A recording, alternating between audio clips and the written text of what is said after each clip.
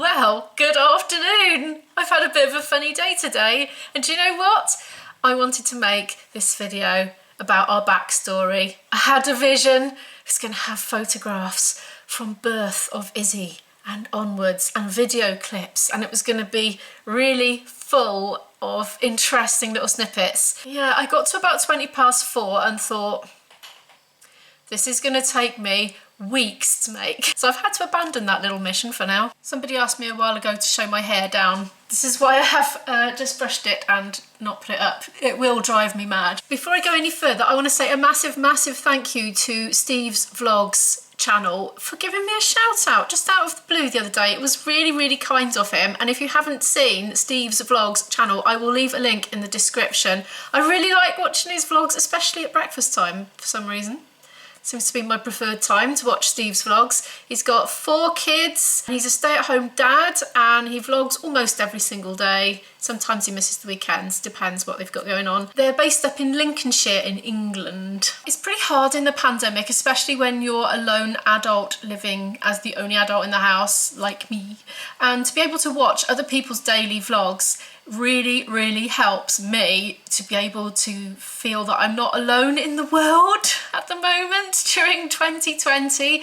And I find it quite hard to find daily vlogs that I like, to be honest. A lot of the bigger ones, they're just a bit too razzmatazzy. I can't relate to them. They're kind of been elevated into superstar status somehow. And a lot of the smaller vlogging channels, I just can't relate to them. So when I find one that I like, that I feel I'm on the wavelength with, boom, that's it. I'm hooked. And so I definitely had that with Steve's vlogs. So do check him out, he'll be in the description below. I'm gonna have to make this into a bit of a chatty vlog today because I literally haven't filmed anything all day and it is now dark. Well, actually it's not entirely dark. I could actually go for a walk. Do you know, I might do that. Should we go for it? It's raining though, and windy. Maybe not then. Anyway, I was going to do a bit of a backstory, so I shall just summarise it now. We're a single parent household. I've been on my own with Izzy ever since she was born. In fact, before she was born, just the 2 of us. That's it in our family. Of course, I have a boyfriend who is known as IB on this channel, which stands for Invisible Boyfriend. He's not really invisible, he is real.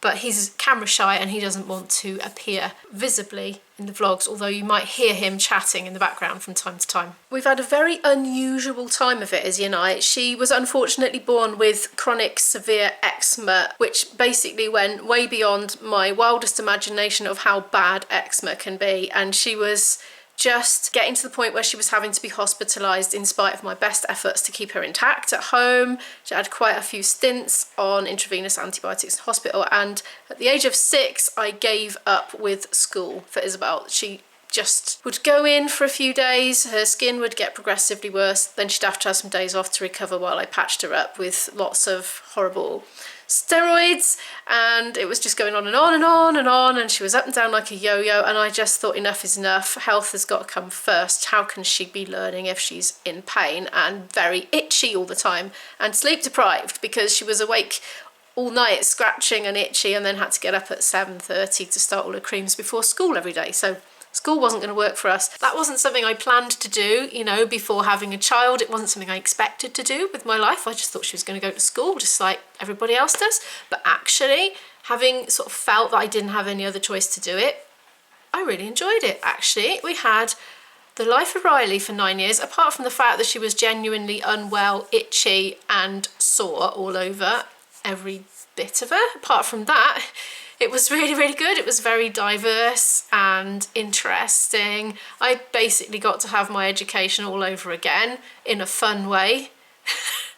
It was great. We had lots of adventures over the last 9 years, some of which I've chronicled in the vlogs, but the majority of which was before I even started doing YouTube, which was about 4 years ago. September last year, Izzy was supposed to start at a tertiary college. Although she was only going to do GCSE level, she had been offered a place on a course and she was all getting excited. She had done a pilot scheme course of 12 weeks that she went to with all other children who had been home educated at the time. They bonded, they were all so excited for the course, and then halfway through the summer holidays last year the government decided to not fund it having said that they would if these children met certain criteria during the 12-week pilot course. As far as I'm aware, they did meet that criteria, but the funding was not there. So totally short notice, 3 weeks before the academic year began, I made the decision to home educate Isabel through her GCSEs.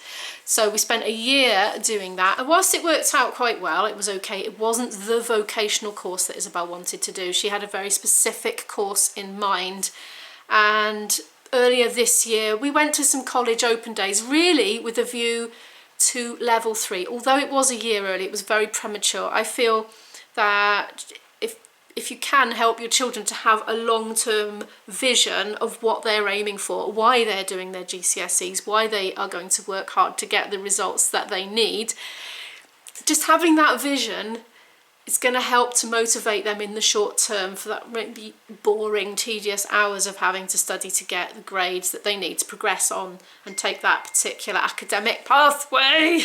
Stop binging. But anyway, we went on to that, and of course, looking around, you know, went to a number of different colleges, looking around, looking at the facilities, feeling the buzz of the atmosphere, and of course her appetite was whetted anew to go and do a level 2 course at tertiary college, which is what she wanted to do anyway last year. So we got sniffing around, found a college that would take them under 16, did an interview, got given the place, and then after months and months of argy-bargy, the LEA wouldn't fund it.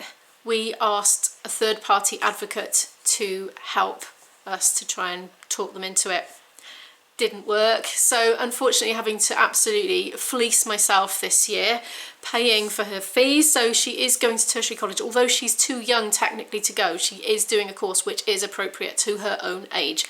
And so she started that a few weeks ago in September, and now the whole country's like on the verge of locking down.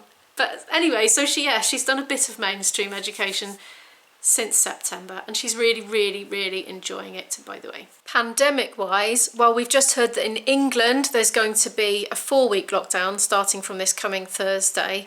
Here in Wales, we've already been in a circuit breaker / firebreak lockdown for a week and 1 day so far. It's going to be a total of 17 days.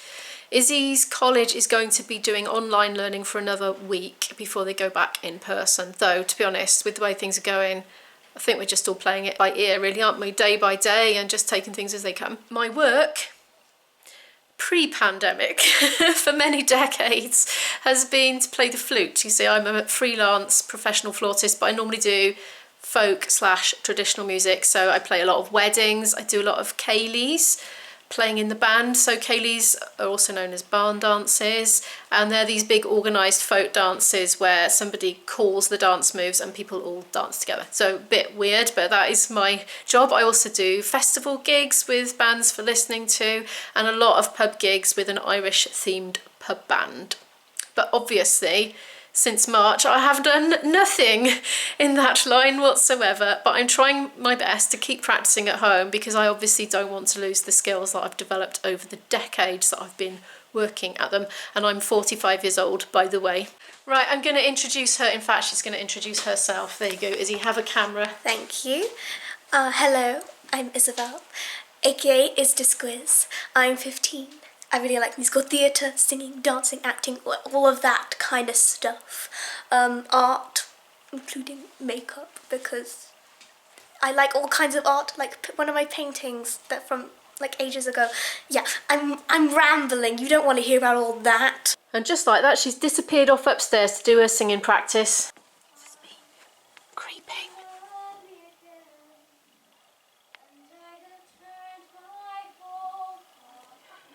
I promise not to film her singing. Let's go. I did actually find a really cute clip of Izzy singing in 2016 today when I was going through all the back catalogue of photos and stuff to do that imaginary video that I didn't actually do, and I've put it on our Facebook page because most of the stuff that Izzy sings is copyrighted and so we can't put it on the channel, but we can put it on the Facebook. She was singing into the phone, right into it, so it's quite cute. Anyway, it's on our Facebook, so I'll tell you what, I'll leave a link in the description to that video as well. Speaking of practice, I'm going to make myself a cup of tea and take it downstairs and practice my flute before it gets too late for the neighbours. Here I am, down in Flute Cave. I've got my coffee at the ready there. While I'm here, let me show you my pandemic stash. Look, I went a little bit crazy and have filled that up with tins, and there's a little overflow here. The rationale being that if me and Izzy have to isolate for any reason for that full fortnight, hopefully, I haven't actually counted like mathematically how long this will last us, but it would prevent that immediate need to contact somebody to do like a food drop off to us. We'd be all right for quite a while. So it's kind of like panic buying, except in very, very, very slow motion. Every time I've done an online shop or gone shopping in person, I've just got 1 or 2 extra bits, to the point that it's accumulated. And I did this leading up to the lockdown in March as well. I started back in January, just a few extra bits here and there, gradually built it up, and by the time March came along, we didn't go to a shop for 5 weeks when the initial one started. There are fireworks going off now. It's the 1st of November, how unusual. Anyway, I'm going to practice now.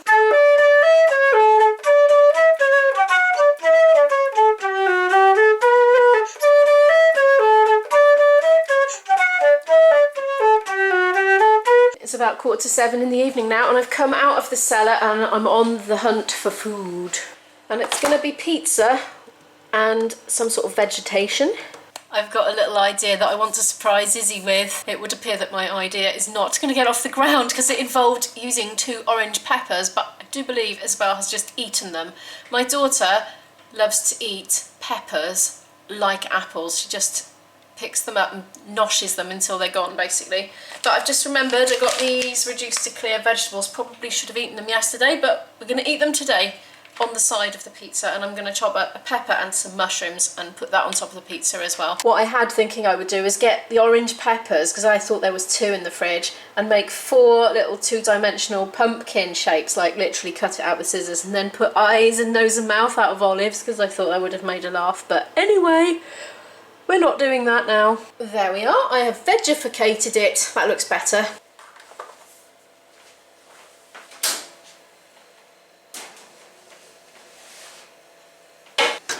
I've ripped the packaging, but I think it says 8 to 10 minutes. It's there somewhere. These apparently take 2.5 minutes in the microwave, so I'm going to have a little game of race the pizza and see how much washing up I can get done by the time it's done. I'm getting distracted. Today, a senior cabinet minister cast doubt on this, saying the lockdown may have to be extended. Is that yes? Yes. So it could be extended.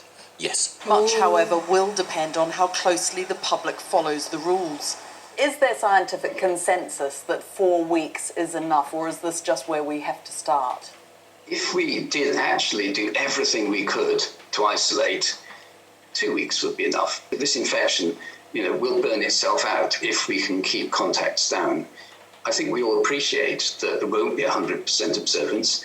If there's anything close to, say, 60 or 70%, then 4 weeks is probably enough to slow this one right down. As you can see, I'm getting distracted by current happenings and not washing up. At the moment, if something doesn't change, then Trying and get the system running. I've lost my dishcloth. it's contact traced 4 times the amount of people it did in the middle of September. So going from about 25,000 a day to about 100,000 per day. Test and Trace is also increasingly working with local authority directors of public health. Here's our pizza. That smells extremely olivey, which I like. So to me, that's a good smell. And that is the end of the video. Don't forget to give it a like if you liked it, and comment down below your thoughts on this video. And don't forget to subscribe so you can be part of our family. Is that too cliche? I don't know. Be part of this channel subscribership. I don't know. Bye!